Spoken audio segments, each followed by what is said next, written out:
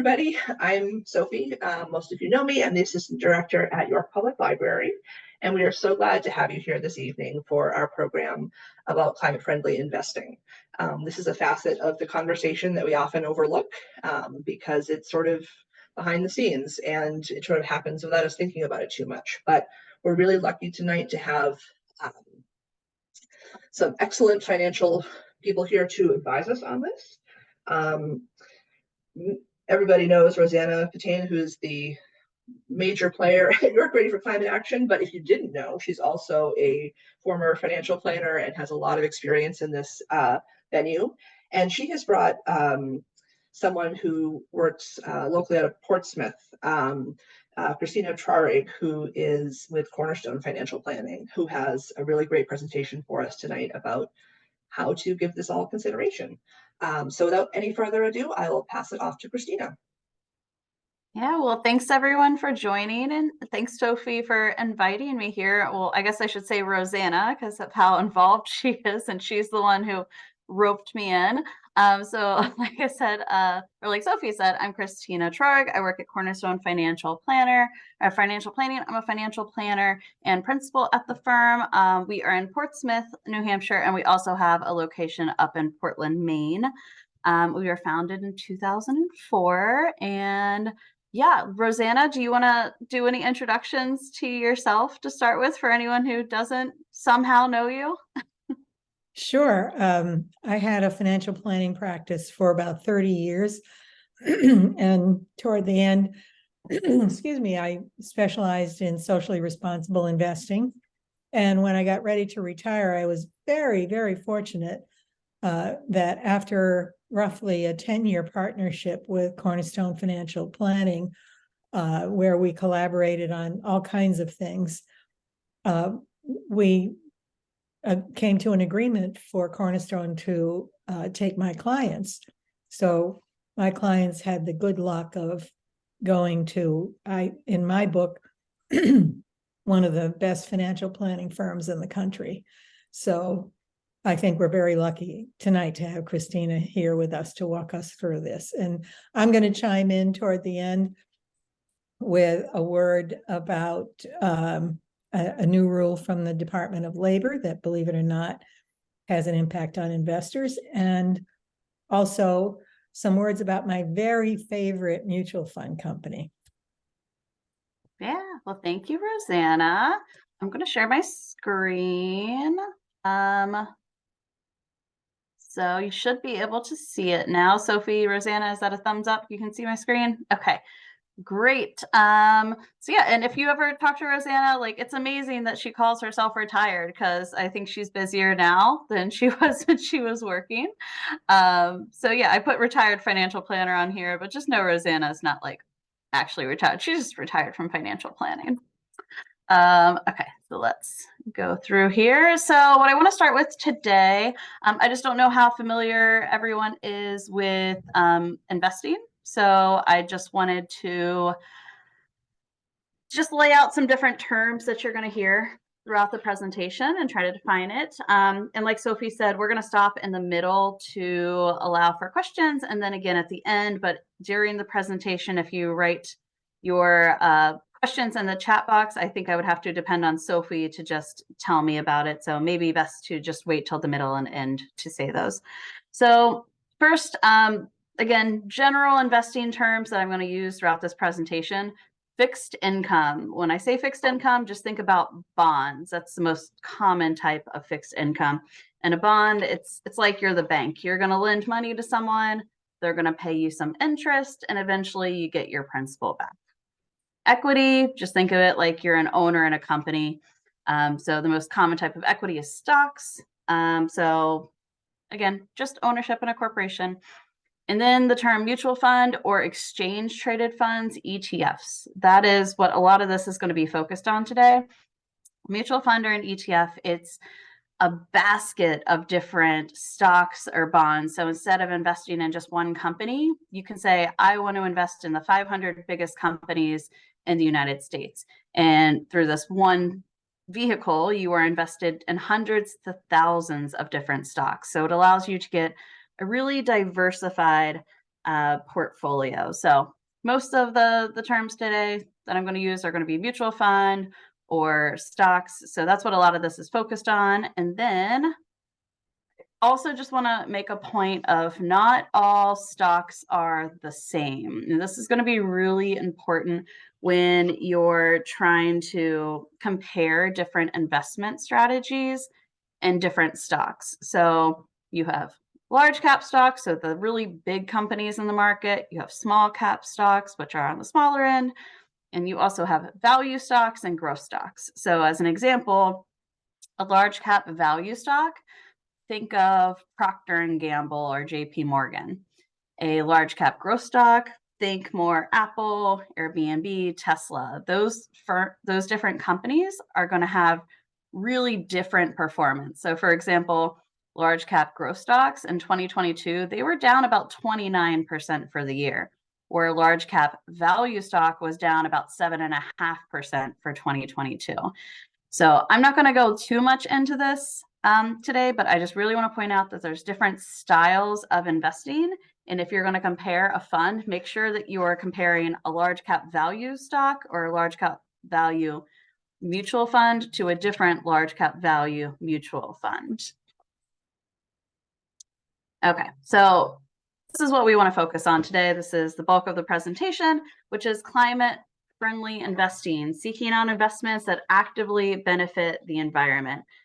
A theme that you're going to see throughout here is just there's different ways to invest. I think Rozanna put it that investing, it's on a continuum. Like where on this continuum do you want to fall? Like, do you want to be in the easiest way and the very beginning of it and just you're doing it, but in the lowest way that you can? Or do you want to be all the way to the other side where you're being the most socially responsible or the most active that you can? So I'm going to talk about this continuum today, but also I want to point out that climate-friendly investing, it's a very confusing space.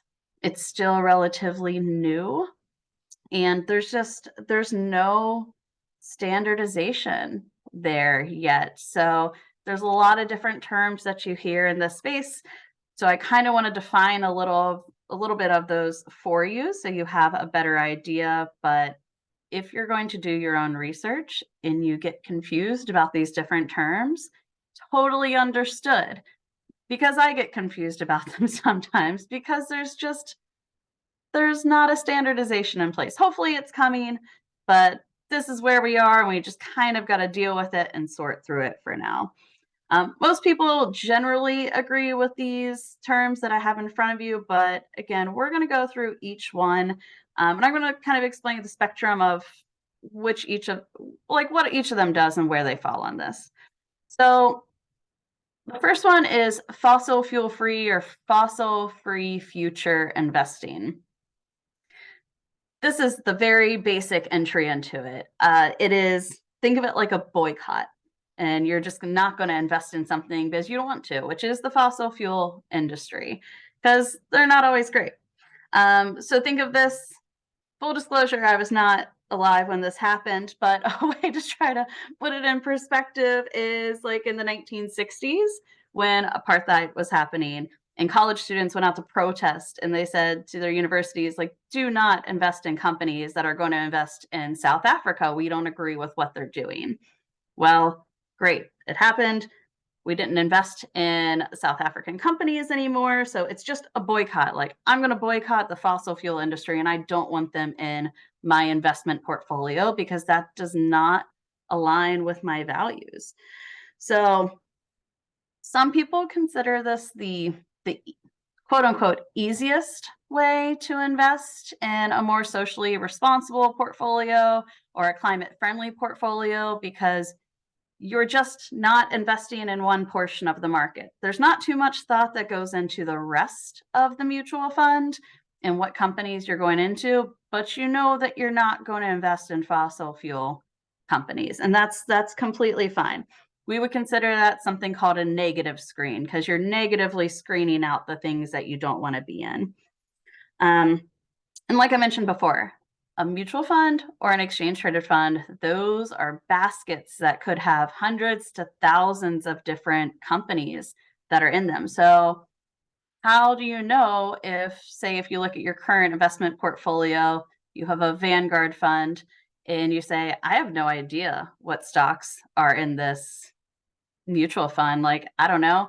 You could go to this website, fossilfreefunds.org. And that's the screenshot that's on the right-hand side when I plugged in a different ticker. It's just saying it's going to give the fund a grade between A, I think it goes down to F, or I can't remember the lowest because I didn't want to see it. So it's going to tell you, looking at this mutual fund that you're invested in, how are they scoring it? Like, how good is it on being fossil fuel free? The example that I used is an impacts fund. They are a fully socially responsible company. I'll talk a little bit more about them later. They're one of the few that's going to get an A on this portfolio. There is another website right here, the ussif.org, and I'm going to talk a little bit more about it later. They go definitely more in depth. There is screens to see if a mutual fund has a fossil fuel free mandate, for example, but they're also going to have a lot of additional criteria on top of that. So the way that you could use these two different websites is, again, if you already have an investment portfolio and you have mutual funds and ETFs and you kind of want to see how different funds are scoring, plug them into the fossilfreefunds.org website. But if you're starting from scratch, or you say, like, scrap everything I have, I'm selling, and I want to go into fully socially responsible or fossil fuel free or climate friendly funds, you can go to the USSIF website and get a lot of really good ideas for what funds are out there. And once you find a fund, you can plug it into the fossilfreefunds.org and see how they score here. It could be a good exercise, but these two websites are pretty good as an entryway into this space. So the next on the continuum is the ESG. Environmental, social, and governance factors are prioritized with financial returns as the primary objective. And that financial returns as the primary objective is a very important piece of this puzzle. So this is a term that you're hearing most often these days, is ESG investing, and it's kind of being used as an umbrella term, which is fine. Again, there's no standardization within the industry, so they've kind of been choosing this term as the one to use. I would say it's a little bit of a step up from fossil fuel free, because they're also looking at, you know, what's the pay for the CEO versus the median wage employee in the company? How many women are in leadership positions in the company? So they're looking at a lot of different factors at the company, not just are they invested in fossil fuels or not. And then this is also the term that you're hearing in this new GOL rule that Rozanna mentioned that they're trying to push through. Rozanna, do you want to talk a little bit about that now, or would you like to wait more toward the end? Sure, I'm happy to jump in. In the previous presidential administration, there was a rule that said that fiduciaries, fund managers, and in particular, managers of retirement plans could not consider environmental, social, and governance factors in evaluating their investments or recommending to their clients. And the new Department of Labor rule says for fiduciaries, retirement plan sponsors, that is now the opposite. So now fiduciaries may, although they are not required to, consider the economic effect of climate change and other sustainability factors in retirement plan investing for all qualified plans. So this just confirms that fiduciaries should consider these factors in investment decisions, just like they would any other relevant factor. Well, that sounds obvious, right? Not. Texas and a coalition of 25 states actually last month filed a suit to halt the rule as part of a broad effort nationwide to diminish investors' ability to consider climate and other sustainability factors in investment decision-making. So it's not settled yet. Yeah, we'll keep an eye on it. I'm sure we're going to keep hearing it, but this is the term that they're using in a lot of the language that they're putting forward. So you're going to keep hearing it. Also, when there's a fund that's supposed to be trying to be climate friendly or socially responsible, a lot of times they'll slap this ESG tag on it. So now you know it stands for environmental, social, and governance factors in the fund. Continuing on this continuum, there is socially responsible investing in companies that have positive social impacts and ethics. So this is kind of taking it, again, one step farther, where you're actually considering the social impacts of what your investments do. So there's so much to say about this space. And just so you know, we are getting we're getting close to the midpoint. So I'm going to open it up for questions probably in about 5 minutes here. Maybe even a little bit less, just depending on how fast I decide to talk. You're not just looking at negative screens when you're looking at a socially responsible investment portfolio. So you're not just taking out the bad things, you're being a lot more intentional about the other stocks that are in your portfolio. What are these companies doing to, be a better citizen of the world, be a better corporate citizen, whatever term you want to use? Like, what are they doing for their workers, for the environment? How are they making an impact? So you're not just like taking things out, but you're also being very mindful of the other stocks that you're investing in the portfolio. So this is where that USSIF website can really help you dig deeper into the mutual funds. They're going to tell you in the funds that they have there, which funds are looking to make a positive impact in these different areas, like who's doing really good with clean energy. And unless you're scoring pretty well and you're a top performer in these different areas, a mutual fund might say to the company, you're not allowed in my fund. You're not making a positive impact. Like, great, you're not investing in fossil fuels, but what else are you doing to make the world a better place in these different areas? And if you're not doing well, they're just not going to have you in there. These mutual funds can go to the companies and they can try to make change happen. They can try to force change to happen. They can say, look, our shareholders really want to see you do this. We really want to see you reduce your waste by X percentage. And they can use a lot of negotiating power in order to make this happen. Or they want more transparency in accounting, which is a big thing as well. So lots of different areas to make sure that you're making a positive impact in and using positive screens. And again, the USSIF website will tell you which companies are maybe just using, the negative screens where they're just divesting, which mutual funds are doing a positive screen and making sure that there's impact, or which mutual fund companies are doing a combination of both. So it's a really good website. And if you're trying to make the most impact out of what you're doing, that is one way to really help you do it. And again, if you get confused when you start looking into the space for yourself of the different terms, do not feel bad. Everyone's confused about it until it gets a little bit better and there's more standardization. So I want to stop here for questions. Sophie, if you can open it up. But while she's opening it up, just something to think about. Number one, I'm going to be interested when you talk if you're personally interested in having this social responsibility criteria within your portfolios, because if you're here, I'm assuming you're at least interested. So I'd be interested in that. But then I also want to say that this is becoming more and more important to younger generations. So over time, it's pretty important now, and I'll give you some figures, but it's going to continue to be more important as time goes on. So I'll stop here. I think everyone should be able to unmute themselves now. So if there are any questions from the audience, feel free to give it a try, or you can type it in the chat and I will relay it. And if there are no questions, I have some fun facts I'll keep sharing because there are a lot of fun things within this space. So I have a question.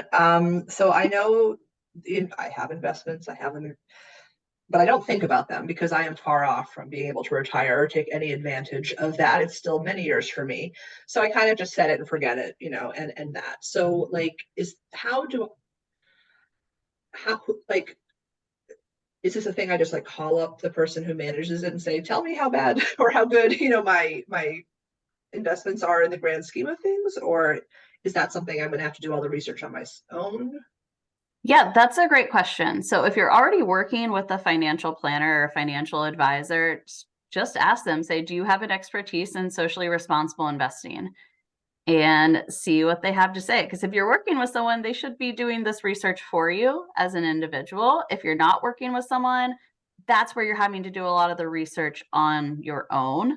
But really, it's about creating a portfolio that aligns with your values, whatever they are, right? So if you have a financial planner and you say, it's really important to me that I am doing fossil fuel free investing, it should be on them to create that portfolio for you that aligns with your values. Thanks. We also got a question in here about asking how competitive are the returns from SRI funds compared to standard mutual funds? Oh, great question. It's like we knew you were going to ask this. So we're definitely going to talk more about that. That has been like the biggest debate in this space, right? Like does this really actually pay off in the end? So like the ESG term that we were talking about before, where they consider financial implications. There have been a lot of studies on this, and know that it is easy in the financial services industry to cherry pick which information you share with people.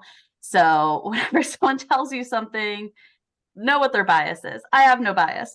So if you look at different timeframes, the past 3 years, socially responsible investing, just depending on the time frame, not necessarily, but over a 10-year period, yes, socially responsible investing has definitely held its own in terms of just compared to a non-socially responsible portfolio.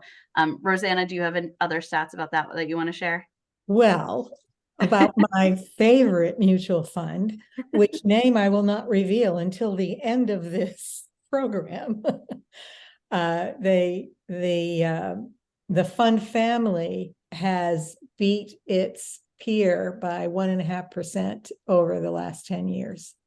So the idea used to be when this kind of investing was still a new thing, the idea was you're narrowing your universe of selections so much that you're condemning yourself to inferior returns.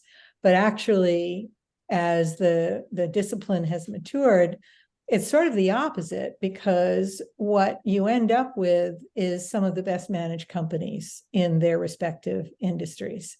So this may be too strong a statement to make, but I feel like it's almost a favorable bias for performance.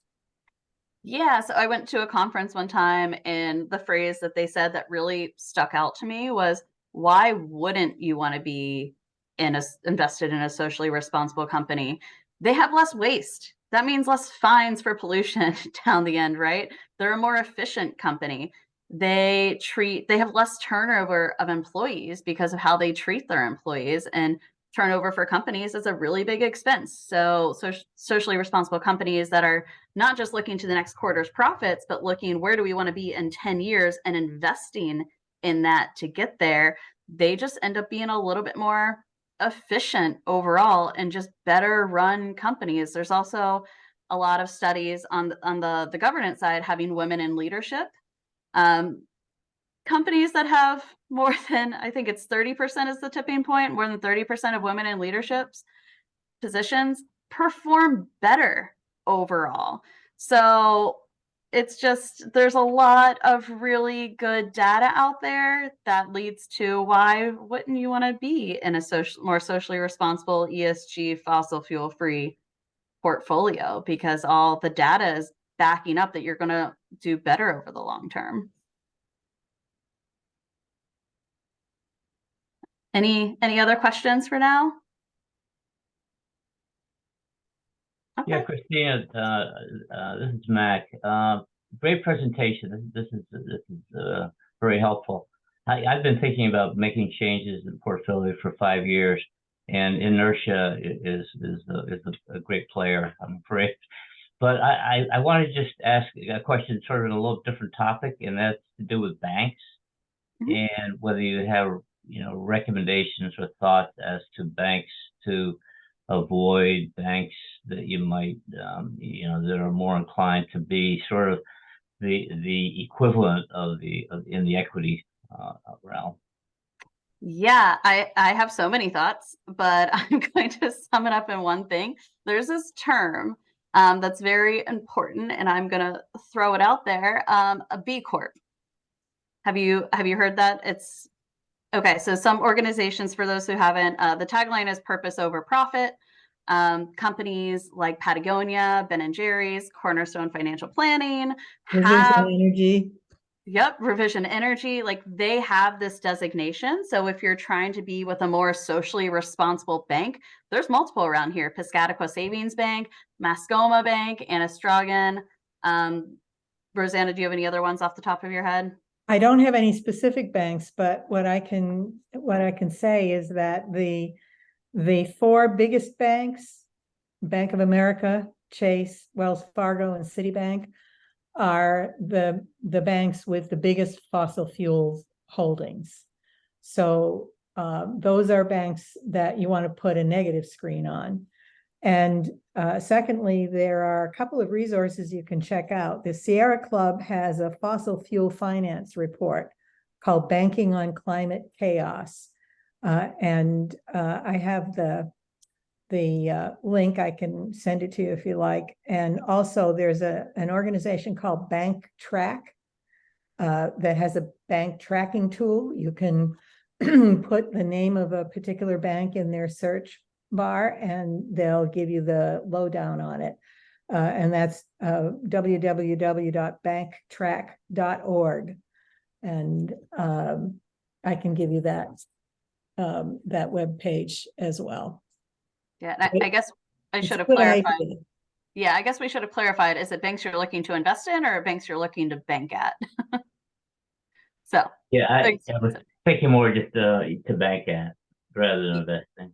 Yeah, so I'm assuming you're in the York area. So all those banks that I named are B Corp banks. Another bank that's doing a really good job, in my opinion, is Kennebunk Savings Bank. They sponsor a lot of nonprofits. I think they're members of New Hampshire Businesses for Social Responsibility. And last I talked to someone there, I know they're trying to get that B Corp certification. So also really like them. That's another great bank around the area. And one more footnote on that. If you bank with a local bank, a regional or a state chartered bank, they tend to be a lot more accessible because their senior management is in our backyard. So contact the communications director or one of the senior leaders and say, have you looked at being a B Corp? I'm interested in socially responsible banking, and I would like you to up your game. And just a quick plug for Kennebunk Savings, they really support the library also. I mean, I know you mentioned they support a lot of nonprofits, but they have been consistently and extraordinarily generous with York Public Library. So just my little plug. Yeah. Kennebunk is definitely in this area more than those other banks that I mentioned, but all those banks, like Rosanna said, they are regional. They're all right in our backyard. They're all just either like New Hampshire, Maine area. They're all doing really good things. So really love, I personally bank with Kennebunk Savings Bank because they have a location in downtown Portsmouth. But yeah, all really good things. So if you're looking to bank somewhere, like Rosanna said, call, ask if they're going to be a B Corp, but that's how you can, the B Corp certification is like an outward signal to the world, like, hey, we are committed to social responsibility. Like whenever you make a decision, I don't mean for this to be a B Corp ad, but I'm just going to go on my little pedestal for a little longer.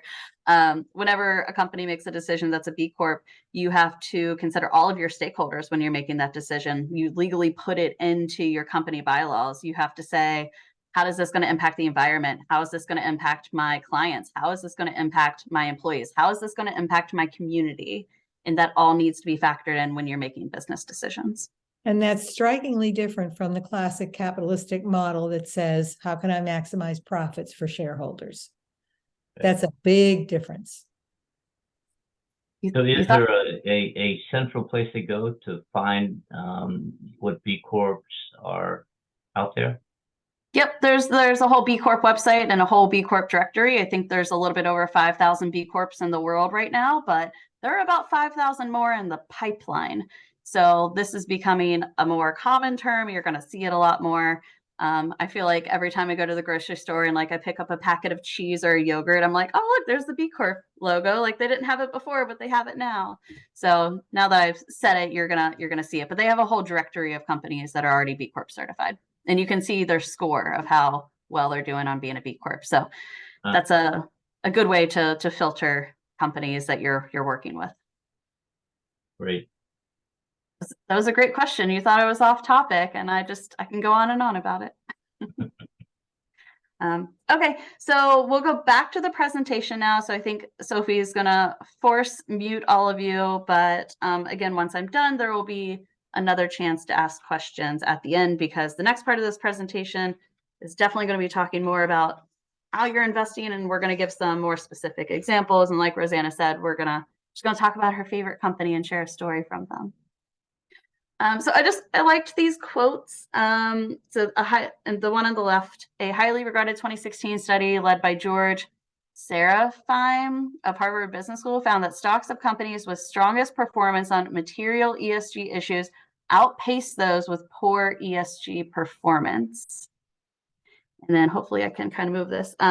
Fossil fuel companies already seem to be feeling some of the effects of the energy paradigm shift. In 2018, the oil and gas sector placed dead last in performance and returns for the S&P 500. It's the lowest level in over 40 years. So I like these quotes, but really what they're saying is, again, ESG companies do perform well over time, and companies that are not doing this, well, they're going to start feeling the pressure more and more over time. All right. I'm not going to spend too much time here, but I really cannot stress enough the lack of standardization within this space. You're going to go to all these different websites, and they're not going to have a consistent way that they're telling you about the social responsibility ESG impact of different funds. So these are screenshots just from a couple of different websites. So not everyone is going to have the same metrics. There's a lot out there, no standardization. But I think a good quote for this is don't let perfect be the enemy of the good. Like if you're trying to do this, no, you might not have a portfolio that's 100% aligned with your values, because that's really hard to do right now. But it's better than just not doing anything if this is something that aligns with your values. Okay, back to more investing terms. So on the left, index funds. I just want to say, like, this is a very common term that you see in the industry. It's just an index fund. There's no thought process that goes into an index fund whatsoever. It's just, here's S&P 500, I'm going to follow it. So think of like a Vanguard fund, they're very index. But once you get to the socially responsible space, I want to point out that you can invest in an index ESG fund. There are socially responsible indices that you can find a fund that's going to follow. And I'm going to, again, give you some examples of what those are. But also there are funds that are more actively managed. And this, on that continuum that I was talking about before, the more ESG, socially responsible, this is where the active investing comes in, and where you're going to get the funds that are more mindful about what you're in. They're not just following an index at no thought. Like they're being very mindful about what they put in their portfolio. So I like this picture, and it's just kind of saying you've made the decision, you're going to invest in socially responsible funds. Where do you want to land on this? On the left, you know, the little tiny tree, that is just your entry level, think fossil fuel free index. And again, I'm going to give you examples of each of these. All the way over to the right is, I want to be as socially responsible as I can. I want to make an impact with my investing. I want to reward companies that are doing the right things. I want companies that do shareholder advocacy, and that's going to be really important. And Rozanna is giving us, in a little bit, she's going to give us a lot of really good examples of this. But shareholder advocacy, it leverages the power of stock ownership and publicly traded companies to promote environmental, social, and governance change from within. So this is what I was talking about before. These mutual fund companies, they will go to these big corporations that they're invested in and say, hey, you're in our portfolio now, but unless you do better on these factors, we might not invest in you anymore. And here are the things that we want, that are the fund ones, and that your shareholders want to see you do. And again, I'm not going to go too much more because I'm really excited for Rozanna's examples that she's going to share with you. So I've given you a bunch of terms. What does this actually look like when you go to start making these investments? The very beginning of it, the entry level, the indices, the things that just follow along with what they're told. Think Vanguard, State Street, BlackRock, Fidelity. These funds tend to be very low cost. And the reason they're so low cost, again, is because they're mostly just excluding things or following an index. They're not being mindful about what else is in that portfolio. So if you put, for example, a Vanguard ESG fund into that fossil fuel free website, they're not going to be an A. I can tell you that. They're probably going to be a C. Because I think I did plug one in and it was like, C, Vanguard, do better, or something where they were really getting on Vanguard about what they're doing. But there is a reason that they're here. It's, again, kind of one of the easier ways to get in a very low cost way. I don't like those terms for these, but you could also, there's some debate within the industry that these companies are greenwashing, if you've ever heard that term, which just means that they don't actually care about climate friendly investing, socially responsible investing. They just see that 33% actually of millennials, people are my age group, are very interested in socially responsible investing. And millennials, the 30% or 33% of us, we won't invest in a fund unless it has some sort of ESG criteria attached to it. These companies saw that and they're like, oh, great, we're going to slap an ESG label on something and we're going to get people to invest in it. So that's what it's called, greenwashing. They may or may not care, probably don't care about what the actual impact is. They're just trying to cash in on a trend. And again, it's a trend that's going to keep coming. They're not going to do better until they're actually forced to do better, or because that's where the majority of investors want to be. So you see a lot of these, a Vanguard ESG, iShares ESG portfolios. Again, I will say, don't let perfect be the enemy of the good, but this is like your most basic entry level into socially responsible investing. In the middle, we have these 4 companies on the side. Let's start with them first. Domini, Trillium, Parnassus, and Impacts Asset Management. There are so many good things that I can say about all of these companies. These are actively managed mutual funds. They are very mindful about what they're investing in. These have very positive screens. You will see most of these companies show up on that USSIF website as, yes, we've reviewed them. These are some good funds to be in if you are interested in socially responsible investing. They are ESG at their core. They're not only telling companies to do better, they're walking the walk. Like, these are just, again, everything about them is fantastic. Impacts Asset Management, they actually have an office right here in downtown Portsmouth. And Pax World is what it used to be called. They had the very first ESG fund in the entire country in 1971. So they are, socially responsible at their founding, everything about them. They will do the positive screens. They want to make the positive impact. They will do shareholder advocacy. So they're advocating for their shareholders at these different companies and saying, you need to do better if you want us to invest in you. Domini is a majority women-led company. I can go on and on about these different companies. They're just fantastic. It is a great way if you want to make an impact of being in this space. I put Calvert over by itself on the right because I kind of just want to point out, yes, this is going to show up on every list that you're going to see for socially responsible companies. And I still don't know how I feel about this one, but a few years ago, they were bought by a different company, and now they're owned by Morgan Stanley. So Calvert operates independently. They operate by themselves, but a portion of the expense that you pay to that mutual fund should probably flowing up to Morgan Stanley. And I don't know how you feel about that. Versus, again, Trillium Domini, Parnassus, Impax, even if Impax is owned by a company in the UK, but it's a fully socially responsible company still. So the ones on the left, again, just socially responsible through and through, top to bottom. Calvert, yes, operates independently, fully socially responsible, except for its parent company is not. So I just kind of wanted to give the little disclaimer in that, because Rosanna and I were talking the other day. I'm like, oh, did you know that they were bought by someone else?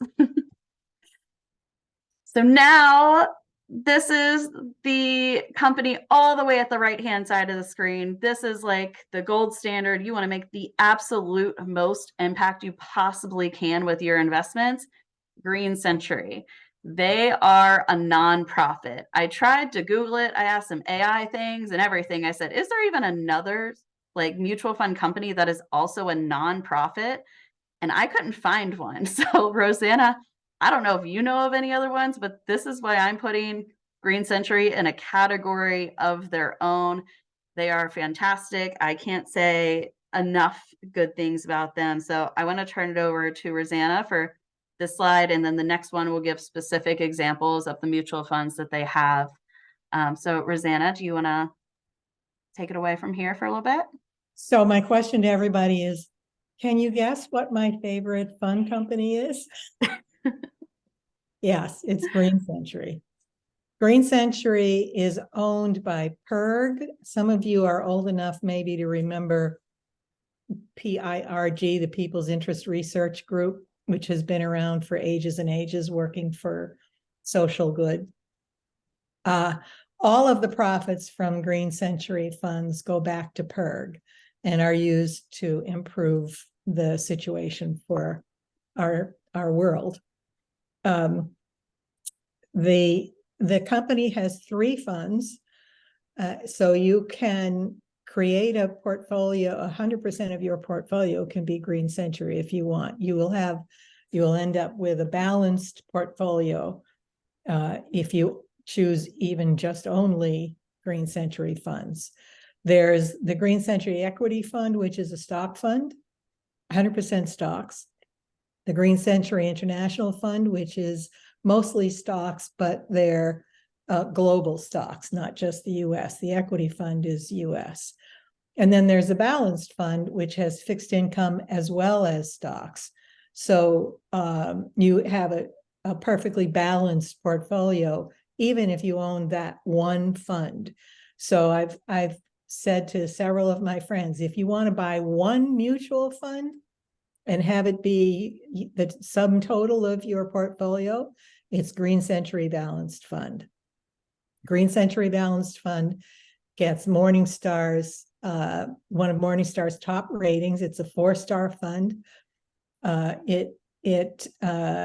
This year it's up, I think, around 4% year to date. And that's well past the index for that category of investment. And long-term 10-year return is around 7%, which is also higher than average. And it invests in bonds as well as stocks. Bonds have been a puzzle for me in the past in my clients' portfolios. Finding socially responsible fixed income securities has not been easy, but Green Century Balanced Fund has found bonds that are just wonderful. So let me explain to you, besides the investment strategy that the fund family follows, there's a quality about this fund company that distinguishes itself in the field. We talked about shareholder advocacy. Typically, shareholder advocacy is when a company like Parnassus gathers together all of the shares that it owns of a company from all of its clients' shares and goes to the company and says, we're going to vote these shares unless you take up practice A or stop practice B. That is shareholder advocacy, and it can be effective. But Green Century goes beyond that. They have a staff of advocates who work with the sustainability offices of companies in our economy to change their practices. And the first time I heard this story from them was years ago when I first got acquainted with them, and it struck me as unbelievable, but it is very true, and it's emblematic of what they do. They worked to protect tropical forests. 30% of the Earth's oxygen comes from rainforests, and 25% of ingredients in cancer-fighting drugs come from rainforests. Deforestation is responsible for 10% of global GHG emissions, more global GHG emissions than all of the European Union. Deforestation accelerates climate change and destroys biodiversity. Palm oil, which you may have heard of, it's in a lot of ingredients in the foods that you buy at Hannaford. Palm oil plantations are the leading cause of tropical forest deforestation in Southeast Asia, which produces 90% of the world's palm oil. Plantations can be sustainably created by using previously harvested land, so there is an alternative. So Green Century began engaging the palm oil industry in 2012. By 2017, they had acquired 0 deforestation agreements in Southeast Asia and changed the situation from 5% deforestation agreements to 74% by 2017. That's because of their efforts. That's an amazing result. They helped decrease destruction of Indonesian primary forests by 60% by 2017. They've obtained 0 deforestation commitments from major palm oil buyers like Kellogg's, Starbucks, J.M. Smucker, Target, Kroger, the 3 largest distributors, including Archer Daniel Midlands, which you may have heard of, and Wilmar, which is the world's largest palm oil producer and Asia's largest agribusiness. They have kept 1.5 gigatons of carbon out of the atmosphere by 2020 in that work alone. And now they're working with banks that finance the remaining stubborn 25% of palm oil growers who refuse to change their practices. And they're expanding to Latin America, pressing their partners to avoid buying soy or cattle raised in the Amazon, which destroy the Amazon, of course. That distinguishes, that shareholder advocacy is a horse of a different color. Nobody else is doing that level of advocacy work in the investment business that I've ever heard of. I think they are truly unique.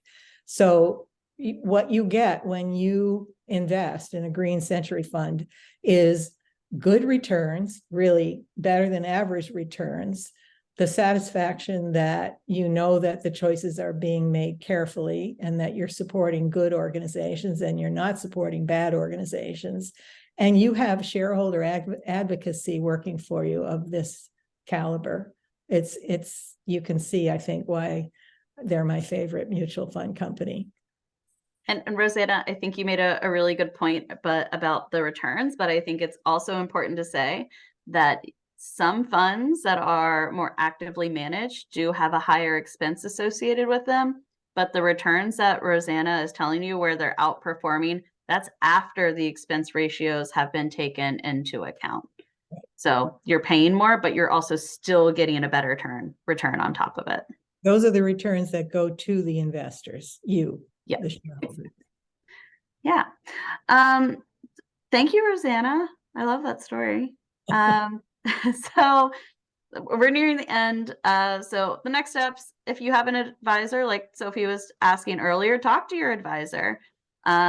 Ask them, what do they have an expertise in socially responsible investing, or tell them that you have an interest in having a fully socially responsible portfolio and they should work with you. If you're looking for an advisor to help you, There's only a few financial planners who are B Corps around here. It's Cornerstone and maybe 2 others at this point. That's again an outward signal that we're committed to social responsibility, but any advisor you go to, it's fully acceptable to ask them as well, do you have an expertise in this type of investing? And listen to what they have to say. If you're going to do it on your own, use the screens each custodian has to kind of like see if you can filter by different ESG factors. But I would really recommend that USSIF website as a place to start if you're going to be making your own investment decisions and you're comfortable making your own, you know how much you want in stocks and bonds and international stocks and US stocks, and you're comfortable doing that. I would use those 2 websites as your number 1 resources for that to happen. So like I said, Christina, Cornerstone Financial Planning, we have about 5 minutes left for questions. So while Sophie takes everyone off mute to chime in with those questions, I'll just share a couple other little facts that I think are fun of the timeline of ESG investing. I already gave away the first ESG fund was in 1971 by Impax or Pax World at the time. 1986, just to bring back my full story about apartheid, that is when the U.S. Congress passed the Anti-Apartheid Act, banning new investment in South Africa. And according to Calvert Investments, so I kind of bashed a little bit earlier, but according to them at the time, they were the first investment firm to sponsor a shareholder resolution tied to a social issue. By 1994, there was 26 sustainable funds. 2006, there were 60. And now there is over like 1,500 socially responsible funds out there. So just to say, this is, again, a really big space, and it's just going to continue to get bigger as, millennials and Gen Z, it's coming after us. They're going to start investing too, and they have an interest as well.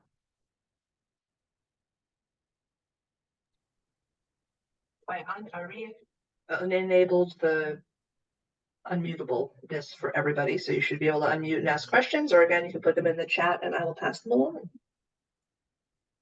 I have a comment. Can you hear me? Yep. This is Eliza listening, and this has been unbelievably helpful for me because I have been looking for something like this forever. So I'm super grateful that I beelined and just get this meeting. And I want to tell you that my money is currently with Fidelity. And I asked them when they called, within the past year to see if I had any, comments or areas that I'd want to invest. I actually said, what do you have for, green conscious, environmentally conscious funds? And they said that they didn't have anything developed yet for that type of thing. And I was really disappointed, but there you go. There they were right on the top of your list of companies to not pay attention to. So I've got my work cut out for me, and I'm super, super happy to hear that there actually is a lot out there that I didn't even know about. Yeah, that's interesting that Fidelity says that, because they're definitely dabbling. They have a women's fund, for example. But again, it's more just, it's not what they want to do. It's just kind of what they feel like they have to do to keep up at this point. Right. If you're working, I don't know if you're working with an advisor at Fidelity, but it's typically a lot of people in a call center there, which isn't the most customized service for you. Whereas companies like Cornerstone, we're considered a registered investment advisor. We have all of our clients' accounts at Fidelity, and we just attach ourselves to them, and we manage the investments and do we rely very heavily on the actual financial planning piece. So in addition to managing the investments, a registered investment advisor is going to give you a whole comprehensive financial plan, which includes tax planning, insurance. We're going to look at your estate documents. Investments are, of course, tied into that, retirement planning. It's just a much better service. So just so you know, you don't have to move your accounts from Fidelity, but you could work with the financial planner and get a whole plan and leave your accounts where they are. And the planner could come up with a fully socially responsible investment portfolio for you.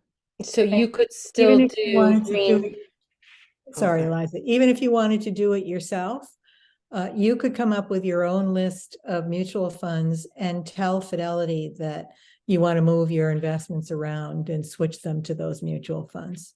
Okay. All right. Good to know. Thank you. That's also very helpful and less work. Green Century Funds. So I would just give them that QSIP and they can access it. That's right. Yeah, and if you can actually, if you're not working with anyone there or you don't want to, you can place trades yourself. I would just be careful about tax implications depending on what types of accounts you're moving things around in. But Okay. there's nothing stopping you from leaving your accounts at Fidelity and investing in all these different companies we've talked about today. Wow. Thank you very much. That's super helpful. I might be calling you. I'll be here. You can't do better than Christina. Thank you. Yeah, Rosanna's my biggest fan. I am. We still have, Any Oh, other we're- questions? yeah, we're right at 8 o'clock, but I'm fine to stay for another question or two because I talked as fast as I could to leave time.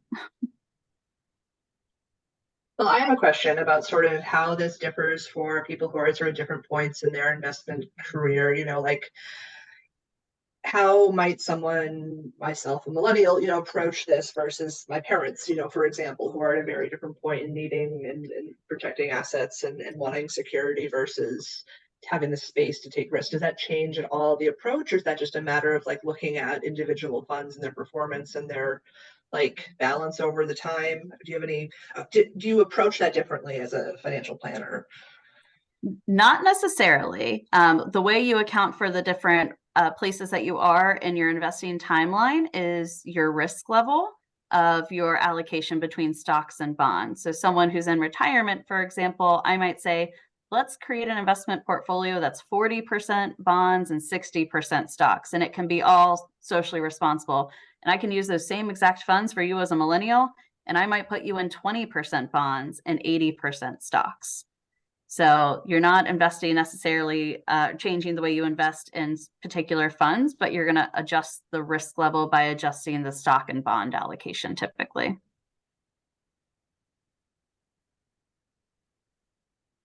But that is a good question. And I will say it is about 2% of baby boomers that care about socially responsible criteria, according to this poll, 16% of Gen X, 33% of millennials, and 19% of Gen Z. But I'm going to put an asterisk next to Gen Z because they're like 22. They don't have any money yet. They don't know that they're interested in it. So I think that you're going to see that number for Gen Z skyrocket. But I also want to say for millennials, I grew up with this. Like that first socially responsible fund came out before I was born.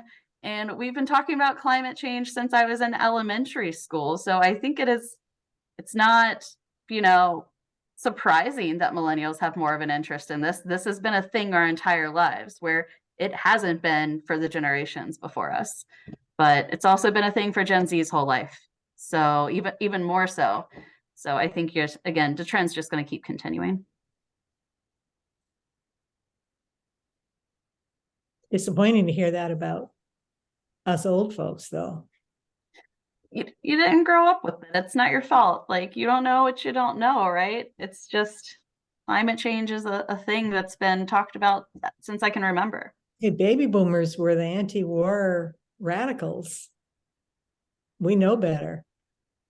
Yep, they started the movements. People advising who are, also of a younger generation who have that, the advisors too need to sort of, have that expertise. So anyway, I know it's getting to past 8 o'clock now. And I really appreciate everyone coming tonight. It was super helpful. And I thank you, Christina and Rozanna, so much for your expertise on this. I have recorded the program, so in the next couple of days, I will have it posted with all of the other climate programming at yorkpubliclibrary.org/climate. So you can refer to it, go back, take notes more carefully if you missed them the first time around. And please feel free to reach out to me or to Christina or Rozanna if you have any follow-up questions after the fact, and we'll get you connected. Thanks, everyone. Thank you. Thanks, Sophie. Bye. Happy investing. Thank you. Yep.